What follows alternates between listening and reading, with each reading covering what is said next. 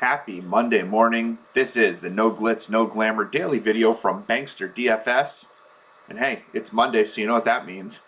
It's time to take a look at Week 3 NFL, the way too early cash lineup. First look, more for entertainment purposes than anything, but it's a way to get our juices flowing as we head in to Week 3. We definitely want to start with a nice little base and see kind of where we want to roll for Week 3. My name is Doug Shane, representing BanksterDFS.com, where you get access to all the sports that we cover, which is all of them. We cover all the major sports, all the niche sports, college sports. Our Slack chat has multiple bonus channels outside of the DFS world, like sports betting, Bankster University, which is our training wing. We talk about sports cards, WWE. We do have a partnership with Prize Picks DFS, where you can get a 100% first-time deposit bonus up to $100 when you make your first deposit and sign up with them. There's a link in the description box on how you can go ahead and do that. When you do sign up for BanksterDFS.com for all those sports that we cover, you will get daily player pools for all the major niche and college sports. You will get our Slack chat, which comes with all that stuff I just talked about, and award-winning articles and analysis from FSWA award winners like myself and Jeff Kaminsky, and a host of future FSWA award winners on Team Bankster. You get all this for under $4 a week, less than a cup of coffee at Starbucks. $3.99 per week gets you access to everything. You can lower that effective cost by signing up for monthly or yearly subscription. And please understand, as long as you continue your membership with us, if we raise our prices, your price will never go up. You will stay at whatever you signed up at, as long as you stay with us. BanksterDFS.com, you get everything, all sports, all content, no hidden fees, for just $3.99 a week. If you have any questions, hit me up on Twitter at Bankster17, and you can subscribe at BanksterDFS.com/subscribe. If you like the sound of my voice and you want to hear more of it, or you're just looking for more football content, along with our daily videos, we also have a live stream every Sunday morning, 10:30 Eastern Time, up until noon. Myself and Michael Gudadero live streaming on Twitter and on YouTube. NFL live before lock, going over your cash games, GPPs, inactives. We build some lineups, we make some prize picks plays. We have ourselves a good time every Sunday morning for an hour and a half. Join us, won't you? If you'd like to make sure that you get a reminder of that, make sure you click that notification icon. Also, like, share, and subscribe, so that way you'll know when all the new videos come out. Again, we have daily videos. Sometimes we'll have more than one video in a day if we do have a training video coming out from our Bankster University division. And again, you'll get those reminders when you click that notification icon when we do go live and those new videos come out. But you are here to talk about Week 3 cash games.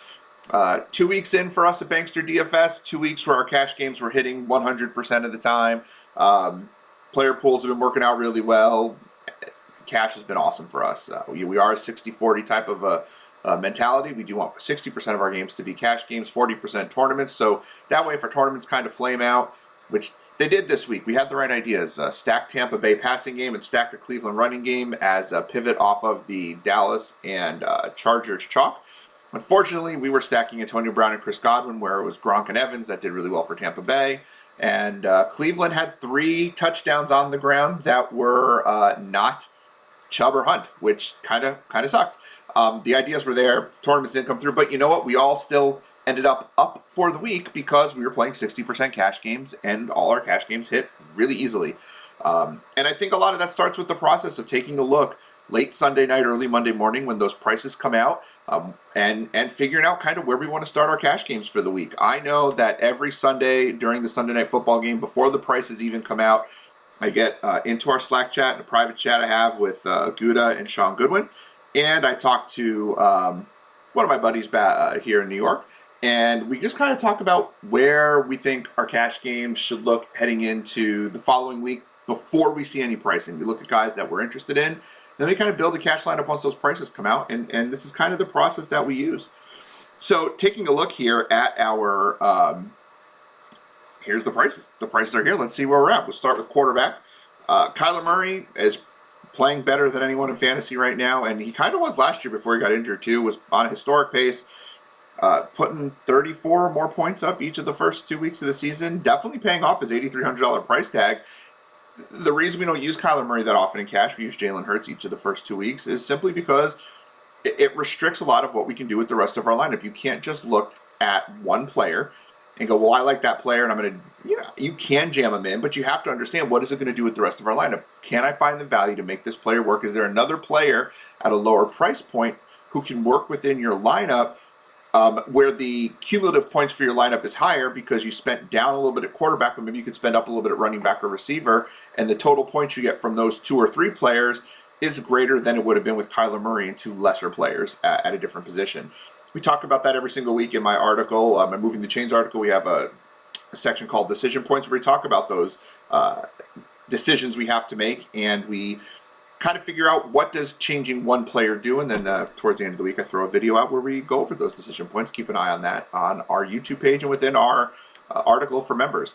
So anyway, Kyler Murray, great play going up against Jacksonville, who is just a tire fire and really easy to score on. Murray should be great. Don't know if we're going to use him in cash this week because he's very expensive. Patrick Mahomes is Patrick Mahomes. He's going to do what he's going to do. I mean, Mahomes, 28 or more points in each of the 2 weeks, over 300 yards, 3 touchdowns. He's fine. Going to be a really good tournament play, even though his roster percentage will be probably pretty high. We always find that Kansas City actually roster percentage, if you stack Mahomes with Hill, with Kelsey, that cumulative percentage tends to be a little bit lower than you would think. But again, we have a tournament video coming out later on the week. Probably Friday we'll do that. And so right now we're looking at cash. Mahomes probably a little expensive for cash, just like Murray. Lamar Jackson is going to get you that really high rushing floor we're looking for. Has 86 yards or more in each of the first 2 games. Guy's a threat for 100 yards every single week. Going to throw you for 200 yards. And he's going to get that 20-point kind of a floor. But again, and he's got a great matchup against Detroit. But I think, again, 7,800 is a little more than I want to spend. Russell Wilson's in that same boat. He's starting the year fantastically, just like he did last year. 6 total touchdowns, 250 or more yards passing in each of the games, 26 or more points in each of the first 2 games. Going to be a great tournament option going to Minnesota, but again, a little more expensive than we want to spend. I like to spend in the 6K range. I spent up to 6,500 on Jalen Hurts because it worked, and Jalen Hurts is the type of player we want. We definitely want that rushing floor. This middle section right here, Allen, Brady, Herbert, Stafford, Cousins, Tannehill, and injured Mayfield, none of those guys really do it for me in cash games. I think there's some tournament potential in the middle ground here, but that 6K range is not strong for cash games because we are limited with our rushing floor. Derek Carr has a limited rushing floor, but we do need to acknowledge what he's done so far this year. 380 or more passing yards in each of the first 2 games, a couple of touchdowns, 27 or more points. Miami's got a pretty tough defense. The game is in Las Vegas, though, but the Raiders are just bombing away. Their rushing game hasn't been doing much. Carr's going to be more of a tournament option. One of my better tournaments this week was a Raiders stack. Carr has been great, and the volume is there. Not using him for cash. One name that I'm really looking at hard in cash this week is Daniel Jones. Before the pricing came out, as I was, texting my buddies, I said, listen, if the price is right on Jones, if he's under 6,200, under 6K, he's a guy I'm definitely looking at against a terrible Atlanta defense. Dimes has, thrown for about 250 yards each week, has a touchdown through the air. His numbers have been aided a little bit by a rushing touchdown each of the first 2 weeks, but that's what Daniel Jones brings you. Almost had 100 yards rushing this past week on those 9 attempts. He had a nice long run, but he has 6 rushing attempts in each of the first 2 games. Jones is one of those guys who's going to run. He doesn't get the kind of pub that Josh Allen does as a runner. I understand as a thrower, he's nowhere near Josh Allen, but as a runner, he doesn't get the kind of pub Josh Allen gets, but he's actually running the ball more than Josh Allen these days. And so I think at $5,800, Daniel Jones is a guy we should strongly consider for cash this week. He's the guy where I'm looking at right now. I'm going to throw him in the lineup here for now because that's where we're going to end up going. But I do want to talk about a couple of other quarterbacks who should be in your early week player pool. We'll whittle this player pool down significantly Wednesday, Thursday as the article comes out, and then through the weekend and we get to Sunday's live stream. We'll have a really condensed player pool with, maybe 3 or 4 quarterbacks, 6 or 7 running backs, 6 or 7 receivers, 3 or 4 tight ends, 3 or 4 defenses. But right now, it's the beginning of the week. Week 2 is not even over yet. We still have Packers and Lions tonight, and we have to see how that shakes out before we can totally lock down our player pool. But Teddy Bridgewater is going to be a strong consideration. He doesn't necessarily have the rushing floor Daniel Jones brings you, but he does run a little bit. Hasn't done so this year so much, but he will get outside the pocket and move around a little bit. But what I'm really liking about Bridgewater is the volume. 34 and 36 attempts is a really good number for him. Gone over 260 in each of the 2 games, couple of touchdowns. Has a great pass-catching core. Even with Jerry Jeudy injured, it's still a really good pass-catching core, decent offensive line, and 2 running backs who can control the field a little bit. He's put up over 20 points, which is more than 3 times his price. Each of the first 2 weeks. He's a guy we should definitely consider against the Jets. I might not use him against a better defense. The Jets aren't a good defense. Taylor Heineke's a guy who I'm looking at because he does like to run around a little bit. Didn't do so as much. I had 4 rushes against the Giants. Didn't do much with them. But he's kind of a fearless guy, and he's like a young Fitzpatrick in the fact that he is going to get outside the pocket and scramble if he absolutely has to. There was a ton of volume with the Giants. Actually, in the Chargers game, he came in late in that game and had 15 attempts. He's a fearless dude. I don't love the matchup in Buffalo, but at $5,600, he's a name we have to consider. And if he actually has a stinker of a game this week, he's a guy we can look at going forward as a potential cash game option if he stays in that $5,500 range. And finally, the last name on my list to consider, I liked him better last week if he played the whole game because Cincinnati's not as good of a defense. So we'll talk about the Cincinnati defense a little bit later on. Justin Fields. Fields came in for an injured Andy Dalton. Didn't look great, right? Only completed 6 of 13 passes, but he did have 10 rushing attempts. So Fields will run around. He's going to get you somewhat of a rushing floor, and we love a rushing floor. If Fields was 5,000 like he was last week, and Daniel Jones was 6,200, 6,300 if he was priced up a little bit more, I would have a much tougher decision. Cleveland's got a pretty good defense, though Tyrod Taylor looked really good against them last week. So before he got injured. And Davis Mills actually looked okay when he came in. So Fields is in play, and I may end up shifting here if I need the $600, $700, whatever it is, the difference on him. But right now, I don't think we need Justin Fields, but he's a guy we can consider for sure because of the rushing floor. And it is only $600 savings. $1,000 savings, I'm thinking about it. $1,200, $1,500, I'm definitely jumping on it. He's in the pool right now. Right now, my cash game quarterbacks, my number one choice is Daniel Jones. I would say Bridgewater and Fields are probably 2 and 3, and probably Fields above Bridgewater. So I'd probably go Jones, Fields, and then Bridgewater as my cash quarterbacks as of now. 6 days from now, it may look different. Last week's first look lineup only ended up with 3 players on my final cash game lineup, which was Cooper Kupp, Keenan Allen, Cooper Kupp, and Jalen Hurts were the only 3 that stayed there. So this lineup will change many times. Running back, let's move on to running back. Running back does not excite me so much this week. I do think there's a bit of a tire fire, for lack of a better term, at running back going into this coming week. Christian McCaffrey's not on the slate. Alvin Kamara has not done much this year. He's not instilling a ton of confidence with Jameis as his quarterback. 20 carries was great week 1, but only 4 targets. He had 6 targets week 2, but he's not doing a lot with it. Has the 1 touchdown on a little pass in week 1. Only had 8 attempts this week. Now, I know that they were trailing most of the game, New Orleans, but a little nervous about Kamara. So he's not a guy that we can really jump all over in cash. Nick Chubb is another one who didn't come through as this week. He went under 100 yards. He did have the touchdown. He was okay, but he didn't break 20. He didn't break 20 points this week. And Nick Chubb was a guy that we looked at for maybe 30 points this week. So this past week against Houston. So where are we looking? I think Derrick Henry proved that he's a slate breaking type of a guy. 35 attempts, which is Derrick Henry stuff. I'm not even looking at the rushing attempts with Derrick Henry. What I'm looking at with Derrick Henry, which is wildly exciting, is the fact that he has 10 targets through 2 games.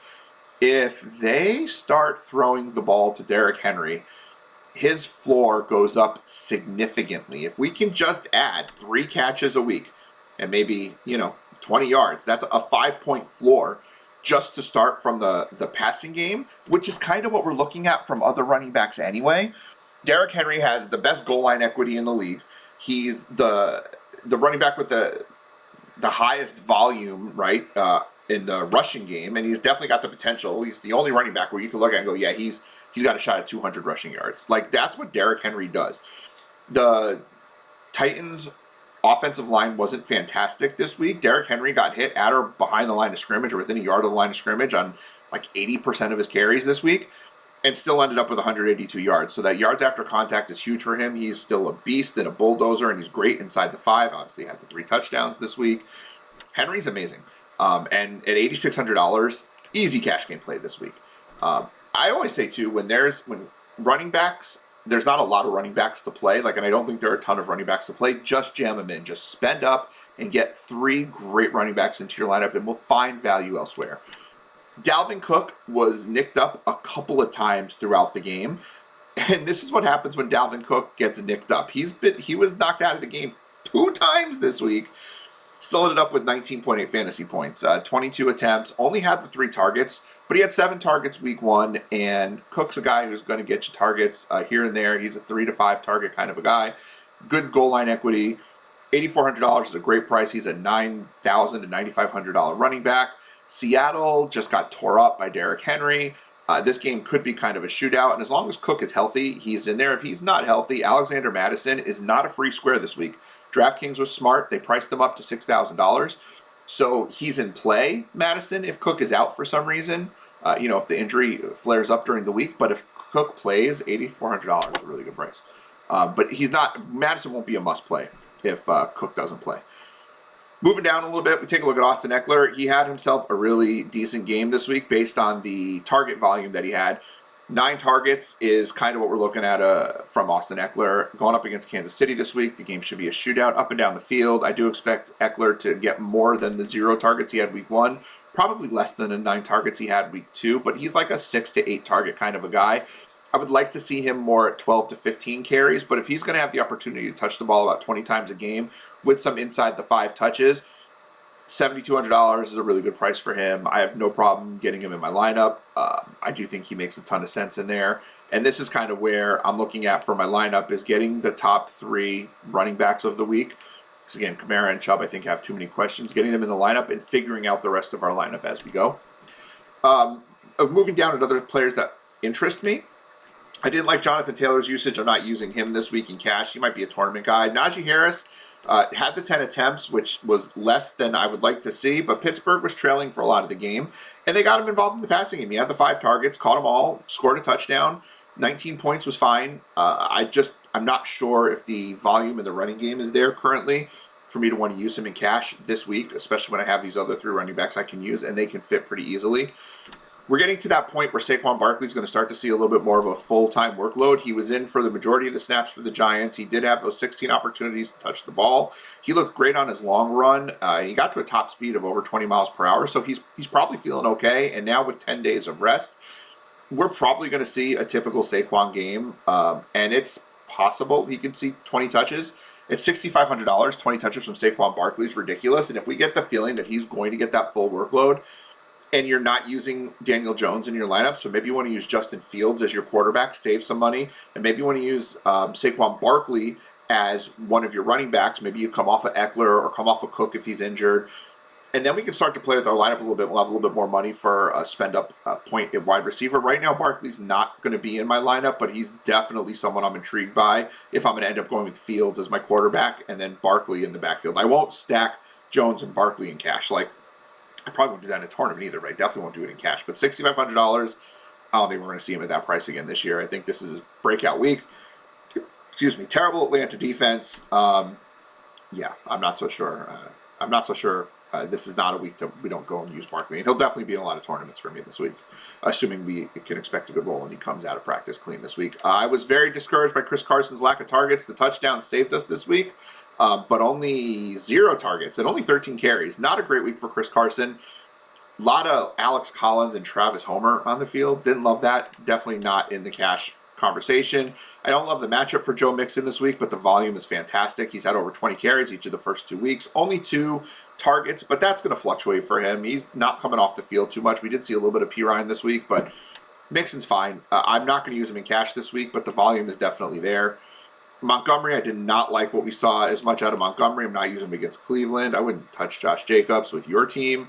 There we see Madison being priced up. Antonio Gibson, not loving him right now. Henderson and Swift, we have to see what their injury designation is, though I'm not using a running back against Tampa or Baltimore in these positions. Tyson Williams, I like what he can do, but he's just not getting the volume. And there's way too much Latavius Murray and Devonta Freeman on the field. 15 opportunities to touch the ball is great, but I would like him more at where Elijah Mitchell was priced last week at $5,000 and $5,800. Against Detroit, he does make some sense. So he's in the pool as of now. Long term, I don't think he's going to end up in my cash lineup. May end up as a tournament play, but this could be a game too where Baltimore gets up quick and they just run the old guys, Murray and Freeman, into the ground and kind of let Williams rest up and look ahead to the following week. Chase Edmonds is getting a bunch of volume in the passing game, has 9 targets over 2 games, but only 8 rushing attempts. But he has put up over 12 points each of the first couple weeks, so there's a little bit of upside. Jacksonville, great matchup for him, right? So maybe we use him. I again would like him more where he was priced recently, under 5K. $800 price increase over last week kind of concerns me. Probably not using him in cash, but he's worth at least talking about. Damian Harris is going to get the rushing volume that's going to look good for $5,600, and he definitely has touchdown upside, but just nothing in the passing game. New Orleans is not a good matchup for him at all. I'm not using him in cash. Maybe a tournament option. He's more of a guy I look at in a showdown slate if I'm going to play that slate. He's a guy who we could put in there. Not loving anyone in this mid-range here in the 5K range. I think they're all overpriced for what they can do. Leonard Fournette, not against the Rams. I'm not really interested.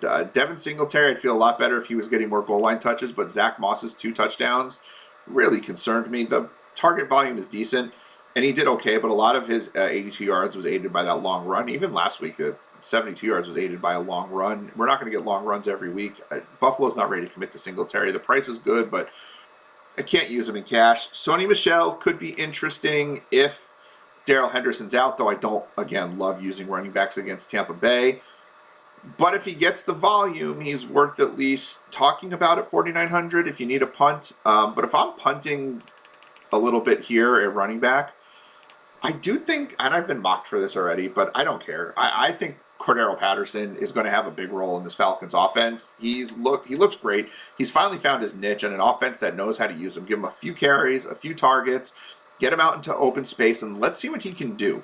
But, you know, it's a little nerve-wracking to put a guy who's going to get you 7-8 carries in a cash game lineup. But if he gets those 6 targets against a Giants team that can be beaten, like we saw what J.D. McKissic did, and that's kind of Patterson's role, this is the upside. 23 points, 24 points is great upside. Even if he doesn't get 2 touchdowns, just on volume, he's looking at, what, 10, 11, 12 points? I mean, 12 points at 4,600 isn't great, but 12 points with a little bit of upside for touchdowns. He's in my pool right now if I absolutely need to punt my running back position. On FanDuel, by the way, you can use him at running back or wide receiver. He's definitely got that flexibility there. Here, you're going to have to use him at running back or in flex, but, I mean, Patterson's, I think he's usable. Maybe I'll come off him by the end of the week. But right now, he's in my personal pool. I think there's an avenue where Patterson is a useful play in cash this week. Looking at wide receiver, I'm not in love with the top-end wide receivers this week. Tyreek Hill, disappointed a little bit this past week against Baltimore. Did not put up the kind of statistical game we've grown to get used to. The 4 targets was a problem. Now, we know that Baltimore can shut down receivers, and a lot more targets went to Hardman and Robinson and Pringle, which, you know, great for my showdown because that's what I used. And I faded Tyreek Hill, but, you know, it doesn't make me feel warm and fuzzy about using him in cash. Absolute tournament option this week. Probably not using him in cash this week. Only 4 targets for DeAndre Hopkins. I don't think he's going to need to see a lot of volume against Jacksonville, so I'm not, again, tournament option, sure. Not spending $8,200 in cash on him. Stephon Diggs, seeing a ton of volume. Washington has been vulnerable on the back end in both the first 2 games. Keenan Allen and Sterling Shepard both had good games, weeks 1 and 2. Stephon Diggs is that guy for Buffalo. And even when Josh Allen's struggling, which he did a little bit this week, which is weird to say because Buffalo blew out Miami, he still struggled. But 21 targets over 2 weeks is right in line where he was last year. He just needs to convert a few more of those passes into, you know, receptions. And then that 16 and 15.9 becomes 20, 21, 22.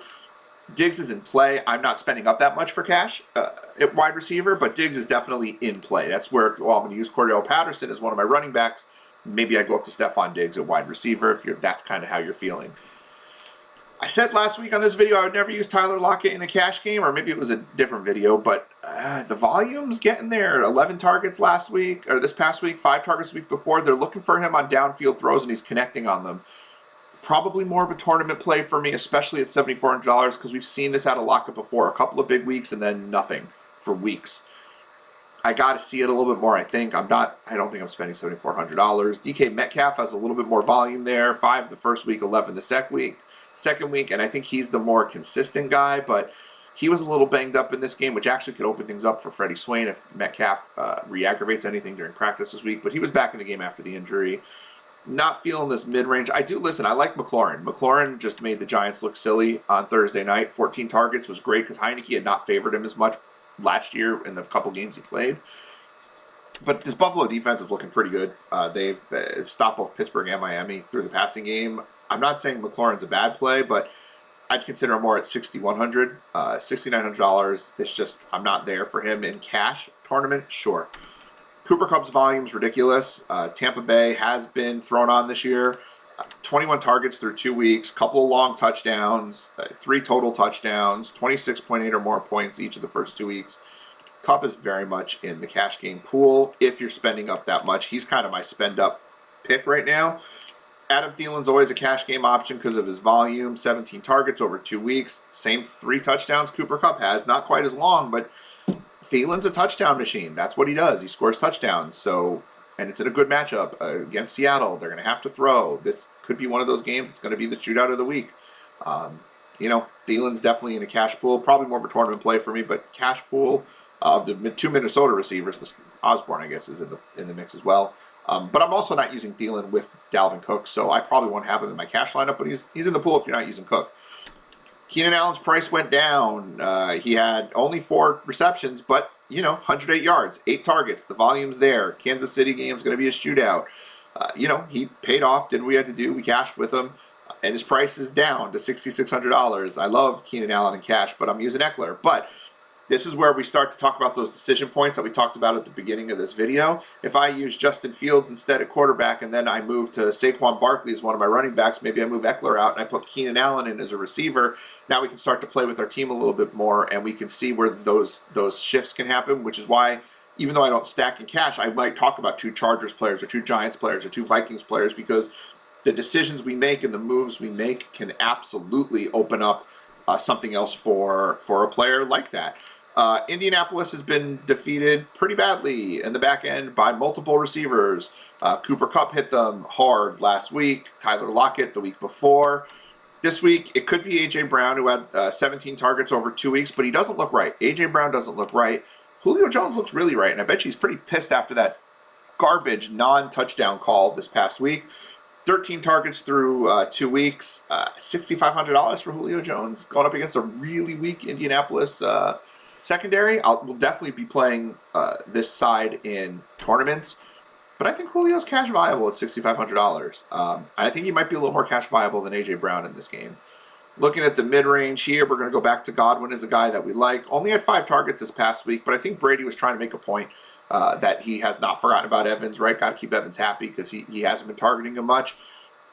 This game could be a bit of a shootout. I do like Godwin at his price that he's come down. $500 his price went down, but again, 16.2 points last week. Didn't hit 3x, but was good enough in cash that last week. Low roster percentage. Godwin's always a guy that's in play for me in cash. If Deontay Johnson is hurt, he got hurt on the very last play of the Steelers game. Juju Smith-Schuster becomes very interesting against the Bengals. You can pass a little bit on the Bengals. 15 targets already in 2 weeks. If he starts to get some of Johnson's work, which, 10 to 12 targets, that could be a really good week for Juju. $6,000, probably a little bit higher than I'd want to pay for him, but this is the price at least where we can discuss him. $6,200, $6,300, I'm not talking about him. $54, $55, I'd probably have him in my lineup at this point. Right now, $6,000, we're just kind of thinking about it. Cortland Sutton saw a ton of volume this past week, but nothing the first week. I'm not ready to put him in a cash lineup, but definitely tournament upside. Sterling Shepard is a guy that we're definitely looking at in cash. I don't love to stack in cash, but I won't run away from a quarterback receiver stack against the bad defense, which Atlanta is. 19 targets over 2 weeks for $5,900. Shepard is looking like the #1 receiver for the Giants. There's, of course, the concern that they're going to want to do the same thing that Tampa Bay did this week. They want to keep their quote-unquote top wide receiver happy. So maybe Dimes tries to force the ball a little bit to Kenny Golladay, which I think would be a mistake. But that does give me a little bit of pause on Shepard. But he's right now one of those first names that I'm really looking at in my cash pool. Moving down a little bit more, another guy that I'm really focused on here in a great matchup against a terrible Detroit team is Marquise Brown. Brown had another 10 targets this past week, put up 26 points. He's now gone like 8 or 10 games with like 6 or more catches and 8 or more targets or a touchdown. Like, he's been putting up consistent numbers. He's no longer just a deep threat, right? Lamar Jackson's looking for him on intermediate routes. He's becoming a better route runner, but he still does have that downfield speed for big-time upside. I really like Marquise Brown this week. He's jumping in the cash lineup for right now. Pittman really disappointed us week 1, but with Paris Campbell out, T.Y. Hilton still out, he ended up with 12 targets this week against the Rams. Definitely someone to keep an eye on, but his price also went up $1,200. Not in love with that. I would like him more at $4,900. But he's in the pool. Christian Kirk came back down to earth a little bit this week. He had that one big catch, but only had 4 targets this week. Because Rondale Moore, who we're going to probably get down to more in a second. There's other guys we're going to look at, but I want to talk about Rondale Moore at $5,000. Rondale Moore week 1, I in our Fun with Numbers, we have a section in our article called Fun with Numbers or Fun with Stats, or I don't remember what I called it. It's a new section. But we look at some interesting stats from the previous week that maybe are going under the radar. And one of the ones that went under the radar is Rondale Moore had the same number of targets as Christian Kirk, who had a big week 1, in half the snaps. Well, this week, Rondale Moore, I haven't checked the snap count yet for this week, but he did double the number of targets from Christian Kirk, and he put up a big week. I know that was aided a lot by a 77-yard touchdown, but that's the kind of thing that Rondale Moore does. He can get open in the open field, but they're also throwing him bubble screens and low ADOT, low depth of target, easily convertible catches. And again, against Jacksonville, this could be a game where they try to establish Rondale Moore. Rondale Moore is going to be what we all want Laviska Shenault to be, by the way. If we're going to talk about Jacksonville. He's definitely in the cash game pool for me this week. T. Higgins also in the cash game pool. Pittsburgh has kind of gotten beat by the slot receiver the first couple of weeks. And depending upon, and we'll get the report from Sean where they're lining up, if it's T. Higgins or Tyler Boyd, probably Tyler Boyd doing a little more work in the slot. Because you've got Cole Beasley and Hunter Renfro each had really good games against Pittsburgh lining up in the slot. Well, this week it's going to be Higgins or Boyd, probably Boyd, but you can't ignore the fact that Higgins has 15 targets in 2 weeks, and he scored a touchdown in each of the first 2 weeks, and giving you more than 15 points each of the first 2 weeks. That's 3x on his price. Nothing wrong with that. So T. Higgins is a guy we're going to keep an eye on. Marvin Jones had 4 catches for 49 yards on the first drive of the game. Only ended up with 2 more catches the rest of the game. But he's got 20 targets over 2 games. And this is a game where Jacksonville's going to have to throw to keep up with Arizona. They will be a high-volume passing offense, even if they're bad in Jacksonville. And the one thing we've seen with Arizona is despite the fact that they can get in the backfield and disrupt the quarterback, they're also giving up a lot of yards on the back end. So I do think that there's an avenue for Jacksonville receivers to have decent game this week and to be of some value. Again, $4,900 is a little more than I want to spend on Marvin Jones, but it's not unreasonable either. Zac Pascal is another name for the Colts. We talked about Michael Pittman. Pascal, with Paris Campbell out, had another 6 targets. That's 11 targets and 3 touchdowns in 2 weeks. He's looking good, and that means they're going to try to get him the ball more often. If Carson Wentz plays, I'm a little more interested. If Jacob Eason is the quarterback, because Wentz got hurt during the game this past week, I'm not as interested. And the real reason I'm not as interested potentially is that Tyler Boyd play. If he ends up lining up in the slot, which is kind of what Tyler Boyd does, going up against, again, Pittsburgh, who has gotten hit by the slot in 2 games this week. Boyd had 9 targets this past week. I think at $4,700, the cheapest of the 3 Bengals wide receivers. No, he's not as flashy as the other 2 guys, but he's a little more consistent. He's kind of like the Cooper Kupp of their offense, and he does have the opportunity to have a breakout type of a game. I'm going to get Tyler Boyd in my cash game lineup for right now because I do think that he is worth a play in this matchup. Moving down a little bit more in the list, 2 other names that stood out for me. One of them is Hunter Renfro, the aforementioned Hunter Renfro, because, oh, there is that phone in the background, as there always is, but One Take Charlie does not have time for edits, so we're just going to let the phone ring, and we're going to ignore it. Hunter Renfro, 16 targets in 2 weeks. Miami does have a history of getting beat in the slot, and if Derek Carr is going to get the kind of volume that Derek Carr goes for, I'm just going to keep running Hunter Renfro out there at a sub $4,500 price point. I think he's got the opportunity to make some plays and to pay off that value. So definitely taking a look here at Hunter Renfro as an option here for our cash lineups. And the other guy that I'm looking at a little bit is KJ Osborne. He's putting up quite a bit of, he's getting quite a bit of targets over the first 2 weeks, 15 targets for KJ Osborne, 14.6 or more points for $3,500, great price. I'm not going to stack him with Cook, but if I don't use Cook, Osborne's a punt guy that we can use. Right now, I'm going to use Renfro in this lineup because that's what I'm really interested in doing. We're just going to throw our defense in here. We're not going to cover defense too much, but just know that the Bengals have 3 or more sacks in each of the first 2 games, and Ben Roethlisberger looks terrible. So I'm probably going to run the Bengals out there as my defense this week. We'll have a little bit of a conversation about defense later on this week. And that leaves us with tight end. Travis Kelce does Travis Kelce things, right? He's 8 to 10 catches, kind of a guy, or targets. Touchdowns every week, 100-yard threat. I mean, the guy's scored 22 or more fantasy points in all but 1 week, including playoffs since week 8 of last year. It's just what he does. But I don't know if we can spend $8,200 on a tight end. Tight end's generally a spend down spot for us, so I'm not going to run that out there. Darren Waller, also high target volume, 26 targets over 2 weeks. Miami does get burned by the slot. We just talked about that, and that's going to go Renfro and Waller.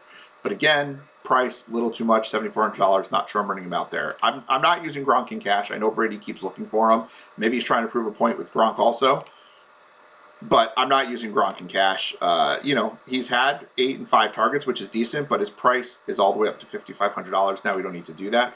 I do think TJ Hawkinson makes some sense at $5,200, though I'm a little more interested in using him on FanDuel.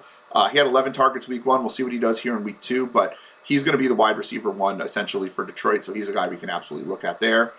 Mark Andrews had a nice volume day against Kansas City, but I do think that, not Detroit because it's a more difficult matchup, but I just don't think they're going to have to use Andrews in the same way. I think they're going to try to run the ball, get the ball to Brown, and I'd rather use Hawkinson in that, we're in a Detroit team that's going to have to throw a lot more. Kyle Pitts saw some volume. Giants really bad against the tight end. $4,900. Price came down. He's got 14 targets over 2 games. Absolutely in play. Noah Fant's continuing to see volume. Logan Thomas finally saw some volume after only 3 targets week 1. He had 7 targets week 2. Buffalo can be beat by the slot. We've talked about that. So Logan Thomas is in play. Jared Cook continues to see targets. 13 targets over 2 weeks. Should be a shootout against Kansas City. I would rather him in tournament than cash. Moving down a little bit, I'm just trying to look at my notes. There's only one other guy I wanted to talk about here, and that's Max Williams. 0 targets week 1, which is concerning. But week 2, 7 targets, and he looked really good. And Kyler Murray is looking for him a lot. And Jacksonville is terrible against the tight end. They're just terrible overall. And I think $3,200 is a little bit much. I'd rather spend $2,700, $2,800 for him. But also, there's really not a lot of punt value right now. If one opens up this week, we may take a look and see if we can get a punt tight end in our lineup. But right now, Max Williams is a guy that I'm targeting at his price. He needs 4 catches for 50 yards to get to kind of where we need to be in value. If he happens to get into the end zone, that's going to pay off real nicely for us. So right now, throwing that whole cash game lineup together. First look, again, this will change multiple times. Only 3 guys were the same from last week to this. Last week's first look to last week's final cash lineup. But right now, where my head is at, Daniel Jones, Derrick Henry, Austin Eckler, Marquise Brown, Tyler Boyd, Hunter Renfro, Max Williams, Dalvin Cook, Bengals defense. That's where I'm looking at for cash as of right now. Hopefully this got your creative juices flowing and you start to see who you like at this point of the week. And we can build towards a cash game lineup towards the end of the weekend. My article will be coming out Wednesday, most likely, for Bankster DFS members on the website, Moving the Chains, where we go over all these different decisions for our cash game. And it gets updated throughout the week, and the initial player pool will be in there. We will have multiple videos every single day on our YouTube page, whether it's football, baseball, a look at prize picks. We do daily videos. We do have those training videos on there. And of course, we have the live stream Sunday, 10:30 on Twitter and on YouTube. And if you wish to become a member of BanksterDFS.com, $3.99 a week gets you there. You can lower that effective cost by using monthly or yearly options, and your price will never increase. You get everything we do, all sports, all content, no hidden fees, everything for $3.99 a week. Please do not forget to like, share, subscribe, click the notification icon. Hit me up on Twitter at Bankster17. And again, my name is Doug Shane. Thank you for taking the time on this Monday or whenever you're watching the video to hang out, listen, and see what we've got. Don't forget to comment and head on over to BanksterDFS.com/subscribe. $3.99 a week to get you access to all of our content. Thank you again. Have a wonderful day. BanksterDFS.com.